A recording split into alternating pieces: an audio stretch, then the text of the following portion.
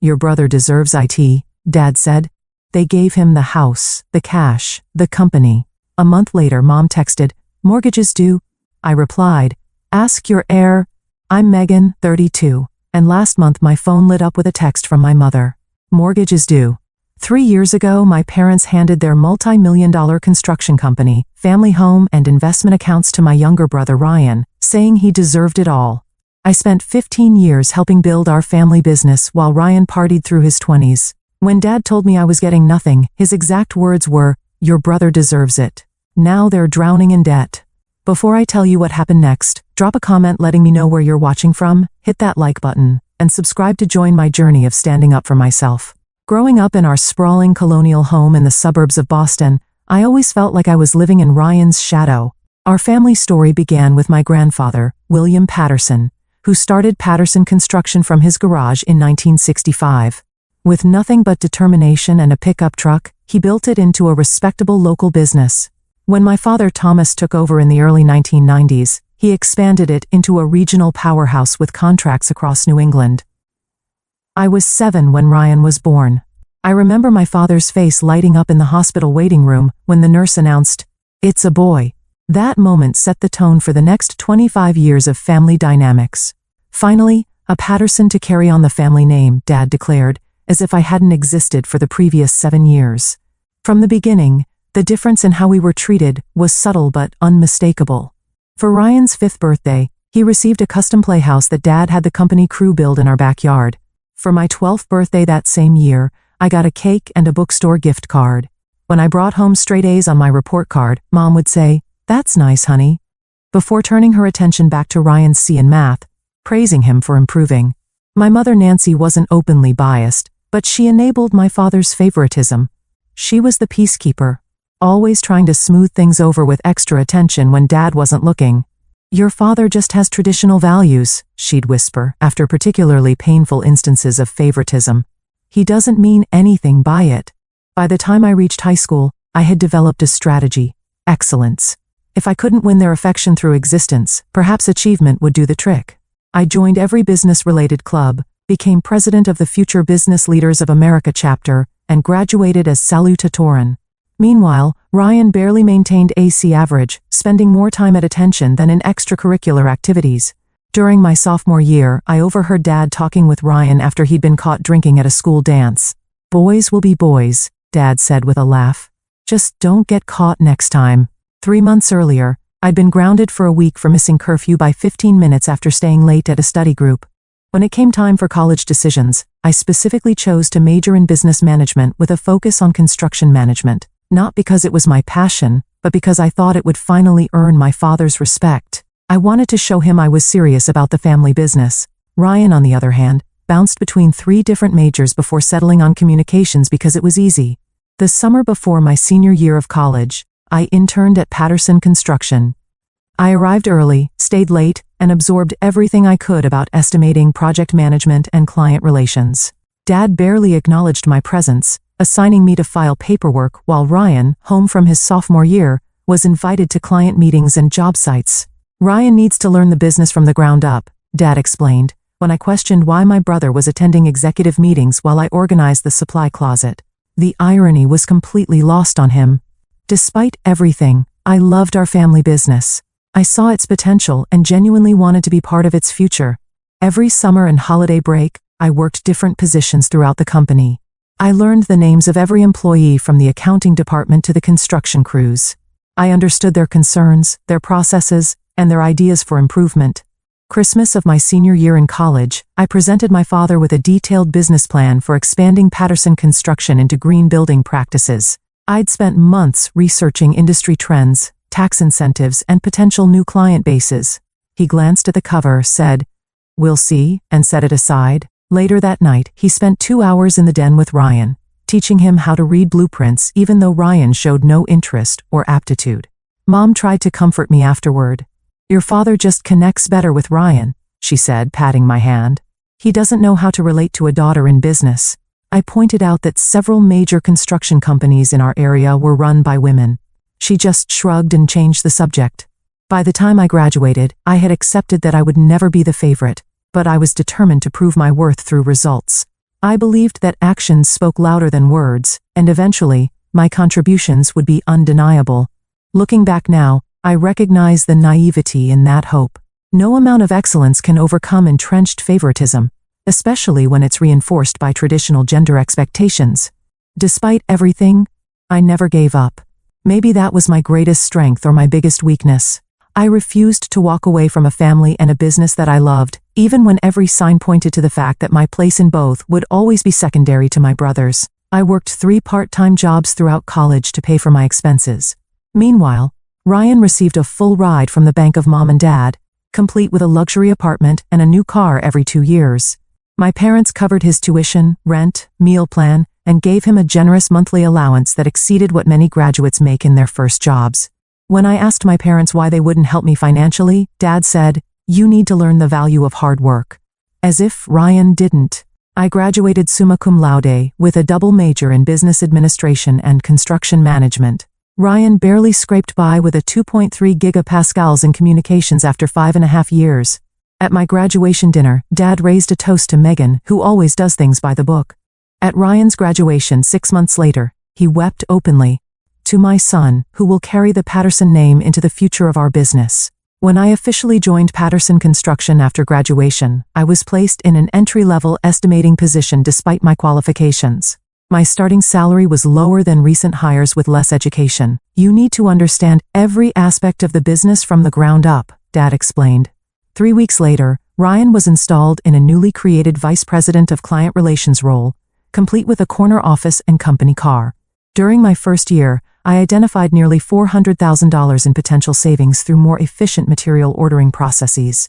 I created a spreadsheet tracking historical pricing from various suppliers and identified patterns that allowed us to negotiate better rates. When I presented my findings in a management meeting, Dad nodded and said, "Interesting," before moving on to Ryan's presentation about hosting a company golf tournament. Despite the constant disappointment, I continued to excel. I became known among the project managers as the person who could solve problems. When material shipments were delayed, I found alternatives. When subcontractors failed to show, I had backups ready to call. I built relationships with everyone from the receptionist to the lead foreman on our biggest projects. One particular project stands out in my memory. We were building a medical office complex with a tight deadline and substantial penalties for late completion. 2 months into construction, our project manager quit unexpectedly. Ryan was supposed to step in, but he was on a 3-week European vacation with friends. Dad was in a panic until I volunteered to take over. I worked 14-hour days for 6 weeks straight. I renegotiated with subcontractors, reorganized the construction schedule to optimize crew time, and personally supervised critical phases of the project. We completed the building 2 days ahead of schedule and under budget. The client was so impressed they immediately contracted us for their next expansion. At the completion ceremony, I stood in the background while Dad and Ryan, who had returned just in time, cut the ribbon. The client's CEO specifically asked for me, shook my hand, and said, "This wouldn't have happened without you." Dad overheard and looked momentarily uncomfortable before clapping Ryan on the shoulder and saying, "The Patterson men know how to deliver." Meanwhile, I lived modestly in a small 1-bedroom apartment, while Ryan purchased a waterfront condo using his executive compensation package. I brought lunch from home and drove a 10-year-old Honda, while Ryan expense accounted client lunches and drove a company-leased BMW. I built my savings account while Ryan accumulated credit card debt that my parents periodically paid off. The company continued to grow, largely due to the systems and client relationships I developed. I created a new division focusing on sustainable construction that attracted prestigious clients concerned about environmental impact. These projects carried higher profit margins and built our reputation as an innovative firm. Dad took credit for the initiative in industry publications, despite having initially dismissed my proposal. Ryan's contributions were less tangible. He was the face at charity galas and golf tournaments. He charmed the wives of clients at holiday parties. He was photogenic in company marketing materials. When he did manage projects, they typically ran over budget and behind schedule, requiring other managers, usually me, to step in and salvage them. During my 5th year with the company, we faced a major crisis. A significant commercial project was on the verge of collapse after Ryan approved design changes without calculating the structural implications. The client was threatening legal action, and our reputation was at stake. Ryan was conveniently sick the week this all came to light. I spent 2 weeks negotiating with architects, engineers, and the client to find a solution. I secured additional financing, brought in specialized subcontractors, and personally supervised the remediation work. The project was saved, albeit with reduced profit. When the dust settled, Dad called me into his office. For a moment, I thought recognition was finally coming. "You've done good work cleaning up the situation," he said. "But in the future, consult with me before making financial commitments of this magnitude. Ryan made a mistake, but he's learning. We need to support him while he grows into his role." I sat there, stunned into silence. 10 years of dedication, and I was still being treated as subordinate to my brother who couldn't be bothered to show up when things got difficult. That night, I seriously considered leaving the company for the first time, but I'd invested so much of myself in Patterson Construction that walking away felt like admitting defeat. Besides, where would I go? This was the family business. My business too. Or so I thought.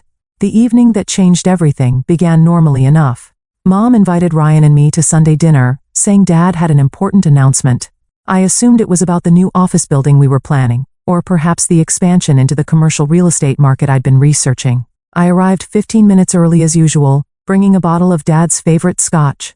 The house I grew up in looked the same as always, immaculately maintained 4-bedroom colonial with the Patterson Construction sign proudly displayed near the driveway. 25 years of business success had allowed my parents to add a sunroom, swimming pool, and extensive landscaping to the property I still thought of as home. Ryan arrived 20 minutes late, offering no apology. Mom fussed over him as if he'd returned from war rather than the short drive from his condo. Dad beamed with pride when Ryan mentioned he'd just put a deposit down on a boat. No one asked about my recent successful negotiation of a contract that would secure work for the company for the next 3 years. During dinner, Dad cleared his throat and raised his glass. "I've been thinking about the future of Patterson Construction," he began. "I'm not getting any younger, and it's time to plan for succession." My heart quickened. This was the moment I'd been working toward. After 15 years of dedication, surely Dad recognized my contributions and commitment. "Your mother and I have decided it's time to start stepping back from day-to-day operations," he continued. "We want to travel, enjoy our golden years, and watch the business continue to thrive under new leadership." I sat up straighter, mentally reviewing the transition plan I'd been quietly developing for years. "Therefore," Dad said, turning toward Ryan, "we've decided to transfer ownership of Patterson Construction to Ryan, effective immediately." The room started spinning. I gripped the edge of the table. Additionally, Dad continued as if he hadn't just shattered my world.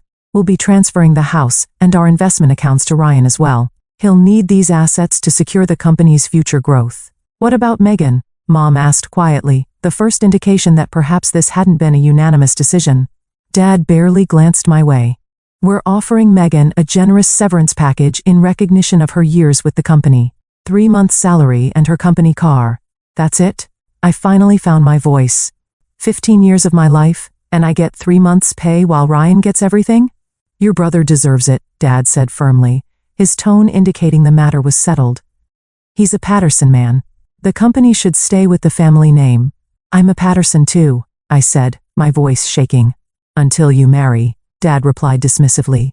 "Besides, Ryan has a vision for the company's future." Ryan smirked across the table.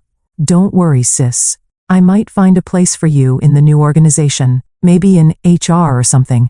I looked at Mom, hoping for support, but she stared at her plate. "We just want what's best for the company," she murmured. "What's best for the company?" I stood up, knocking my chair backward. "Ryan doesn't know the first thing about running this business. He can't read a balance sheet, he's never completed a project on time, and half the crews refuse to work with him because he doesn't know what he's talking about. That's enough." Dad slammed his hand on the table. "This decision is final. The paperwork has already been prepared. Did you ever intend to include me in the company's future?" I asked, tears threatening. Dad's expression softened slightly. "Megan, you're smart. You'll land on your feet. But Patterson Construction needs a Patterson at the helm. It's tradition." "A male Patterson, you mean?" I said bitterly. "Don't make this about gender," Ryan interjected. "It's about who Dad trusts to carry on his legacy." I looked around the table at my family, Dad resolute in his decision, Mom unwilling to challenge him, Ryan barely containing his triumph. 32 years of trying to prove myself, of loving people who would never value me equally, crashed down around me.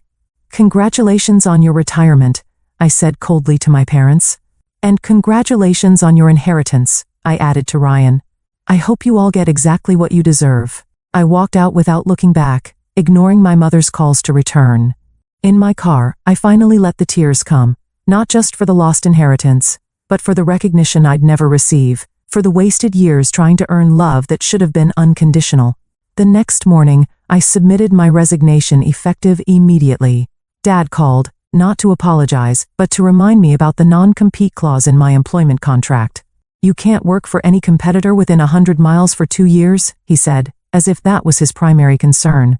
"I wouldn't dream of it," I replied before hanging up. I cleared out my office on a Sunday when no one would be there.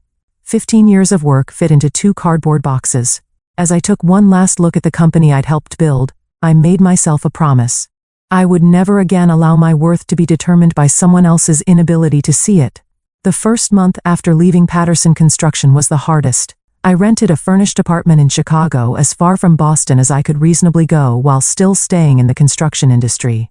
Each morning, I woke up questioning my decision. Each night, I reminded myself that staying would have slowly destroyed my soul. I allowed myself 2 weeks to grieve. I cried, I screamed into pillows, I wrote scathing letters to my family that I never sent. Then I got to work rebuilding my life from scratch. The severance package barely covered my first month's rent and security deposit. I dipped into my savings to furnish my apartment minimally and set up my new business, Patterson Consulting. Keeping my name was a small act of defiance. I created a website, business cards, and a LinkedIn profile emphasizing my experience without mentioning it was family business. Cold calls and networking events became my daily routine.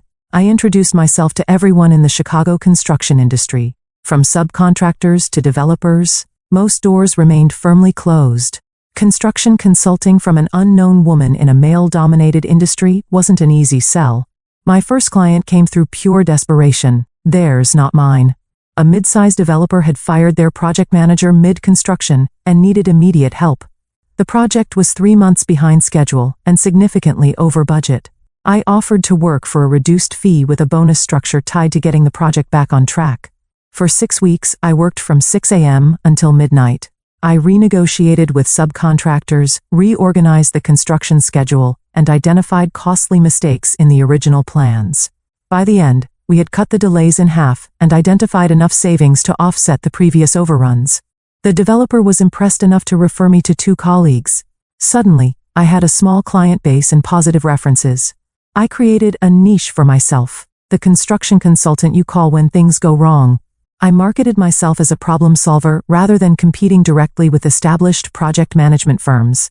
4 months into my new venture, I received a call from Martin Chin, Patterson Construction's former head estimator. "I quit," he announced without preamble. "Ryan fired Dolores and Jim last week, said they were too expensive after 30 years with the company. I couldn't stay after that." Martin filled me in on the changes Ryan had implemented. Experienced project managers replaced with his fraternity brothers. Reliable subcontractors dropped in favor of cheaper alternatives.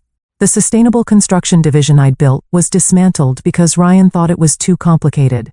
"The place is falling apart," Martin concluded. "Your father is trying to keep his hands off, but he looks physically ill every time he visits the office." I thanked Martin for the information but maintained my boundary. Their business was no longer my concern. Still, I couldn't help but feel validated by the news. It wasn't personal satisfaction I felt, but professional vindication. The skills and knowledge I'd brought to Patterson Construction had been valuable, whether my family recognized it or not. As my first year in Chicago progressed, so did my business.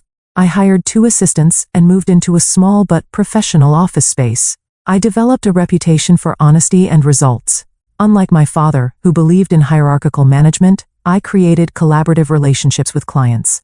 I explained my recommendations clearly and involved them in decisions rather than dictating terms. This approach resonated particularly well with female developers and project owners, a growing demographic in the industry.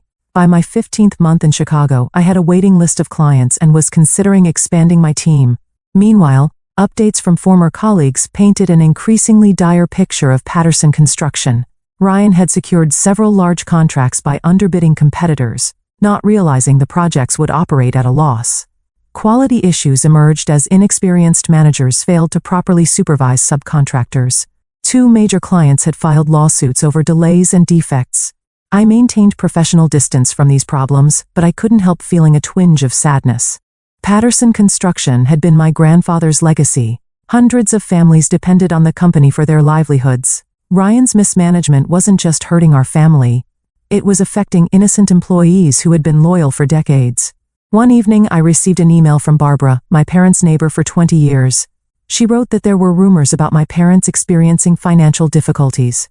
Their country club membership had lapsed, and they had canceled their annual vacation.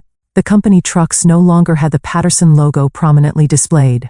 Instead, they were plain white, with minimal identification. I nearly called my mother that night, but stopped myself. They had made their choice. They had entrusted everything to Ryan, believing that sharing their DNA and gender made him more worthy than my years of demonstrated competence. Whatever consequences came from that decision were theirs to bear. Instead, I channeled my energy into growing my business. I expanded into preventative consulting, helping developers avoid the costly mistakes I'd seen repeatedly in troubled projects. I developed a training program for new project managers based on practical experience rather than textbook theories. I hired 3 more consultants, all women with extensive construction experience, who had faced similar barriers in traditional companies. By the end of my 2nd year in Chicago, Patterson Consulting had become a respected name in the Midwest construction industry. I had proven to myself that my success at Patterson Construction hadn't been a fluke or the result of nepotism. If anything, I had succeeded there despite the obstacles placed in my path. I bought a small but elegant condo in a historic building, my first real home that was truly mine. As I unpacked my belongings, I found a photo of my grandfather standing in front of his first Patterson Construction truck. His expression showed the same pride and determination I now felt. In that moment, I realized I was carrying on his true legacy, not through a name on a building, but through the values of hard work, integrity, and resilience he had embodied. That night, I slept better than I had in years, finally at peace with my new path. I had no idea that the next morning would bring my past crashing back into my carefully reconstructed life. Ryan's approach to running Patterson Construction could best be described as a toddler playing with blocks, knocking down established structures for the sheer pleasure of destruction, with no plan for rebuilding. Within the first 6 months of his leadership, he'd made changes that undid decades of careful business development. His first major decision was firing the company's long-standing accounting firm, replacing them with his college roommate's brother who had just received his CPA license. The new accountant, eager to please and inexperienced with construction industry specifics, failed to properly track job costs across multiple projects. By the time tax season arrived, the company's books were in such disarray that they had to hire a forensic accountant at tremendous expense. Ryan's next brilliant move was restructuring the management team. He eliminated the positions of 3 project managers who had been with the company for over 20 years, claiming they were resistant to fresh ideas. In their place, he hired 4 friends from his fraternity days, none of whom had construction experience. He created new executive titles like Chief Innovation Officer and Director of Brand Experience, complete with 6-figure salaries and company vehicles. The Patterson Construction office, once a model of efficient operation, transformed into something resembling a frat house. Ryan installed a ping-pong table and kegerator in the conference room, claiming it would boost creativity.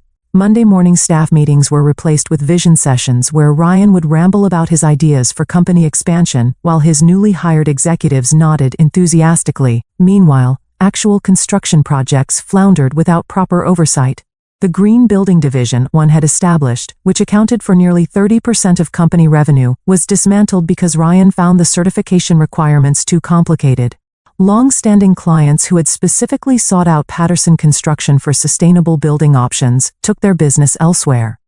Ryan's approach to winning new business was equally disastrous. He slashed bid prices to undercut competitors without understanding the actual costs involved.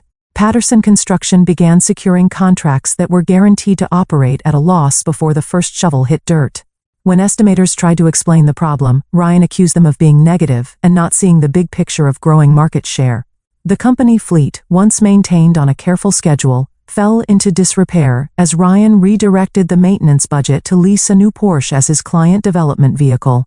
Equipment began breaking down on job sites, causing delays that triggered penalty clauses in contracts. Subcontractors who had worked with Patterson Construction for generations found themselves waiting 90 days for payment instead of the standard 30. Many refused to take on new Patterson projects, forcing Ryan to hire unknown subcontractors whose work quality was inconsistent at best.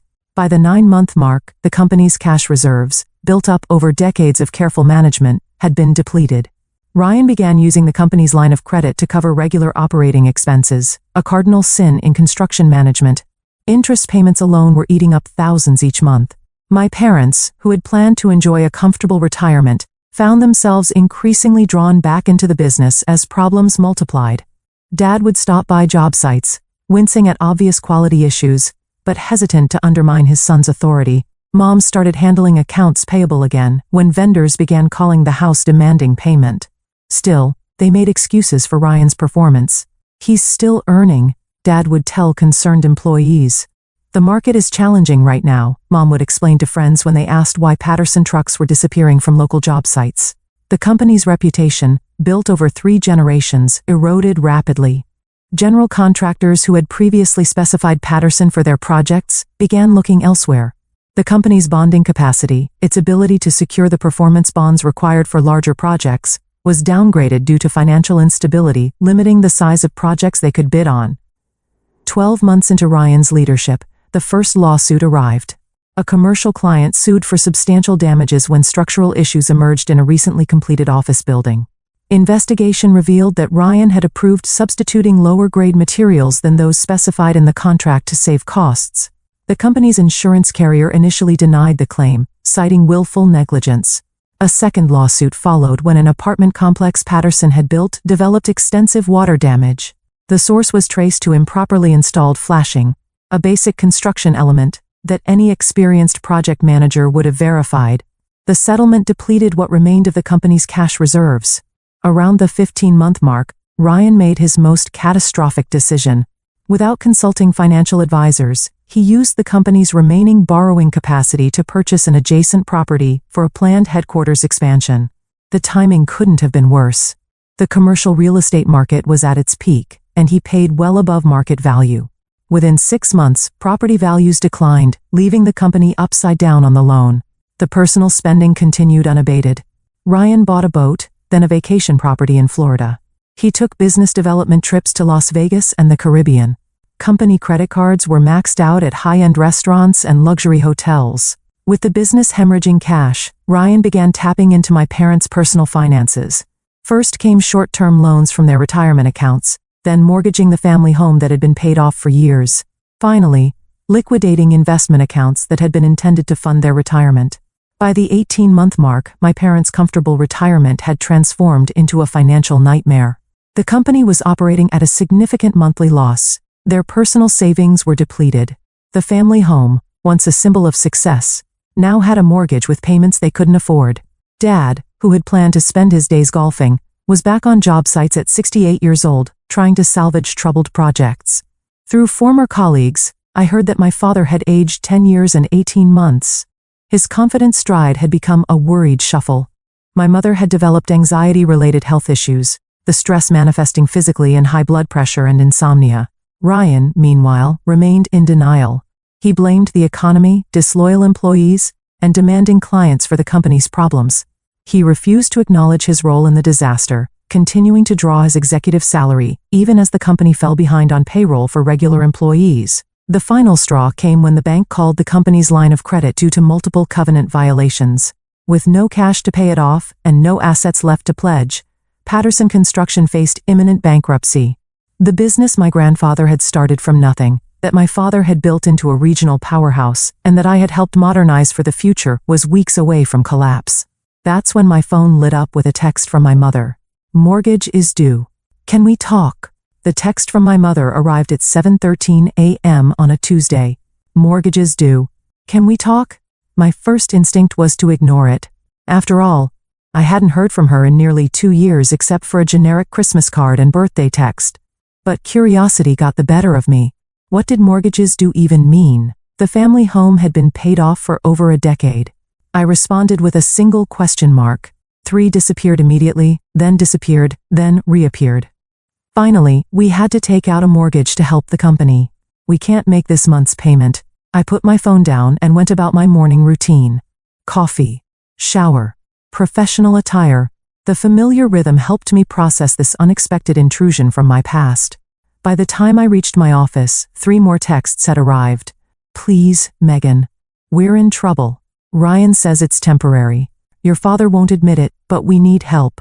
I muted the conversation and focused on my day's appointments. I had a prospective client meeting, 2 project site visits, and a proposal to finalize. My business was thriving precisely because I maintained professional boundaries and focused on solutions rather than drama. My family's financial problems were not my emergency. But, as the day progressed, the texts continued. By afternoon, even my father had messaged, "We need to talk. Business matter." Coming from a man who had effectively disowned me from the family business, the irony was almost laughable. After my last meeting, I sat in my office overlooking the Chicago skyline and contemplated my options. I could continue ignoring them, which would be justifiable given our history. I could send money to cover the mortgage payment, which would enable their dysfunction without addressing the underlying issues. Or I could engage, but set clear boundaries. I decided on the third option, not out of family obligation but professional curiosity. How bad had things actually gotten? I called my mother at exactly 5:30 p.m. She answered on the first ring. "Megan. Thank God. I've been waiting all day." "I had meetings," I said neutrally. "What's going on with the mortgage?" What followed was a 20-minute monologue of financial disaster. The house had been mortgaged to secure a business loan when the company's credit was downgraded. That loan had been used to cover losses on 3 major projects that Ryan had underbid. The monthly payment was $4,300, substantial for a couple whose retirement income had been decimated by Ryan's business loans from their personal accounts. "We're 3 months behind," Mom admitted. "The bank called yesterday. They're starting foreclosure proceedings next week if we don't catch up." "Where's Ryan in all this?" I asked. A pause. "He's trying his best," she said unconvincingly. "The market is challenging right now. Mom, I work in the same industry. The market is booming. Well-run construction companies can't hire fast enough to keep up with demand." Another pause, longer this time. "Your father would like to speak with you," she said finally, passing the phone. Dad's voice had aged, the once authoritative tone now wavering slightly. "Megan. Thank you for calling." "I'm listening," I said, neither hostile nor welcoming. He cleared his throat. "The situation at Patterson Construction has become complicated. We're facing some temporary cash flow issues that have affected our personal finances." "Define temporary and complicated," I replied.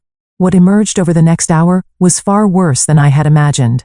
The company was essentially insolvent. Multiple lawsuits from clients and suppliers were pending. The bank had frozen their business accounts. Ryan had hired and fired 3 CFOs in 18 months, each one quitting when they realized the extent of the financial mismanagement. Employees hadn't received paychecks for 3 weeks. Tax liens had been filed for unpaid payroll taxes. "Where is Ryan now?" I asked. "He's in Florida," Dad admitted reluctantly. "At the condo. He says he's meeting with potential investors, but he trailed off." "But he's probably on his boat," I finished. Dad didn't confirm or deny. Instead, he got to the point. "We need your help, Megan." "Financial help?" I asked. "More than that," he said. "We need you to come back. To help us salvage what's left of the company." I nearly dropped the phone. After everything that had happened, after giving Ryan everything and me nothing, they wanted me to return and fix his mess? "You want me to rescue the company that you told me I didn't deserve to be part of?" The bitterness I thought I'd processed bubbled up unexpectedly. "I made a mistake," Dad said quietly. "We all did. But this isn't just about us anymore. There are 47 families depending on Patterson Construction for their livelihoods. People who did nothing wrong except trust our family to lead responsibly." He was playing the guilt card expertly, appealing to the sense of responsibility he had instilled in me. The worst part was, he wasn't wrong. Innocent employees were suffering because of my family's poor decisions. "What exactly are you proposing?" I asked. "Come back as coup," he said. "Full authority to make whatever changes are necessary. Ryan will step back to a business development role only." "And my ownership stake?" A hesitation. "We could offer you 20% of the company." I laughed out loud. 20% of a company that's effectively bankrupt? That's your offer after I built a successful business from scratch while Ryan drove yours into the ground. 30%. Dad countered weakly. This call is over, I said. If you're serious about my help, have your lawyer draw up papers for 51% ownership, transferable to me immediately upon verification of the company's financial position. Otherwise, good luck with the foreclosure. Megan. Be reasonable, Dad started. I am being reasonable. You're asking me to leave a successful business I built to rescue one that you explicitly told me I didn't deserve to own. My terms are non-negotiable. I'll talk to your mother, he said finally. Do that. And while you're at it, talk to Ryan. Explain that his vacation is over. If I come back, he works under my direction or not at all. After hanging up, I sat in my quiet office, watching the Chicago lights come on as dusk fell. The conversation had left me shaken, not because of their predicament, but because of my response to it. 2 years ago, I would have immediately rushed to help regardless of the terms. I would have sacrificed my own interests to save the family business out of a misplaced sense of duty. Now, I understood my worth. I had built something valuable on my own terms. If my family wanted to access my skills and experience, they would have to acknowledge that value appropriately. No more giving everything and receiving nothing in return. My phone buzzed with a text from my mother. Your father is talking to the lawyer tomorrow. Please help us, Megan. We have nowhere else to turn. I left it unanswered. Their crisis had simmered for months.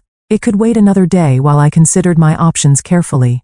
Whatever decision I made would be based on business logic, not emotional manipulation or family obligation. For the first time in our relationship, I had the leverage. The question was, what would I do with it?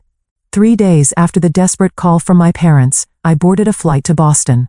In my briefcase were 2 documents prepared by my attorney, one for a consulting agreement, the other for a transfer of controlling interest in Patterson Construction. I had no idea which would be signed if either. I had rented a car rather than asking my parents to pick me up, maintaining the professional distance this situation required. The drive to their house, the house I grew up in, felt surreal. The property looked neglected, with overgrown landscaping and peeling paint on the trim. The Patterson Construction sign, near the driveway, was gone. My mother opened the door before I could knock, pulling me into a tight hug that I didn't return. My father stood awkwardly in the entryway, looking older and smaller than I remembered. Ryan was noticeably absent. Where's Ryan? I asked after minimal pleasantries. He's coming, Dad said, checking his watch. He should be here soon. We moved to the living room where financial documents were spread across the coffee table, bank statements, legal notices, tax forms, the physical evidence of their financial collapse. Before we begin, I said, I need to understand exactly what I'm walking into. I want to see everything. Bank statements, credit card bills, loan documents, lawsuits, tax notices, everything. For the next 2 hours, my parents walked me through the disaster. The company had over $3,700,000 in debt, with virtually no assets remaining. Suppliers were refusing deliveries without upfront payment.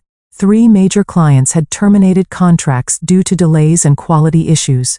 The family home had a $780,000 mortgage with no payments made in 4 months. Where did all the money go? I asked, although I already knew the answer. Dad hesitated, but Mom spoke up. Ryan made some questionable decisions. As if on cue, the front door opened, and Ryan strolled in. He was tanned from his Florida business trip, designer sunglasses perched on his head. He stopped short when he saw me. Family reunion? He said, with forced casualness. Nobody told me Megan was coming. Sit down, Ryan, I said. We're discussing how you destroyed a 3-generation family business in less than 2 years. His face flushed. That's not fair. The market conditions. Save it. I interrupted. I've seen the numbers. This has nothing to do with market conditions and everything to do with incompetence and embezzlement. Embezzlement? That's a serious accusation, he blustered.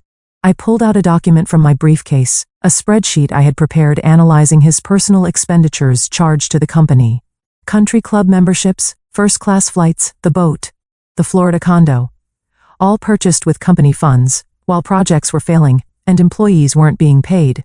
Ryan looked to our father for support, but Dad stared at the floor. I was entitled to compensation as CEO, Ryan tried. Not when the company is insolvent, I countered.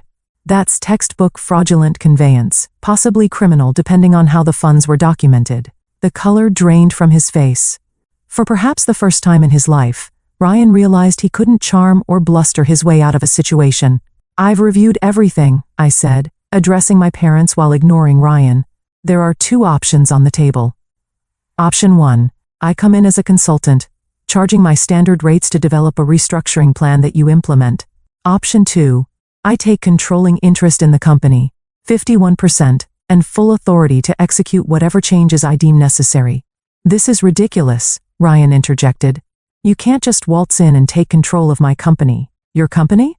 I raised an eyebrow. "The company you ran into the ground? The company that's weeks away from bankruptcy?" "That company." "Megan is right," Dad said quietly. We all turned to him in surprise. "We gave you every advantage, Ryan. Resources, opportunities, authority, and you squandered all of it." It was the first time I'd ever heard my father criticize Ryan directly. The shock silenced even Ryan. "We'll take option 2, Dad continued. "Full control to Megan." Ryan started to protest, but Dad held up his hand. "It's done, Ryan. If you want any hope of salvaging your reputation or staying out of legal trouble, you'll cooperate fully with whatever Megan decides." My mother nodded in agreement, tears in her eyes. I pushed the ownership transfer documents across the table and my parents signed without further discussion. Just like that, I became the majority owner of Patterson Construction. "Now what?"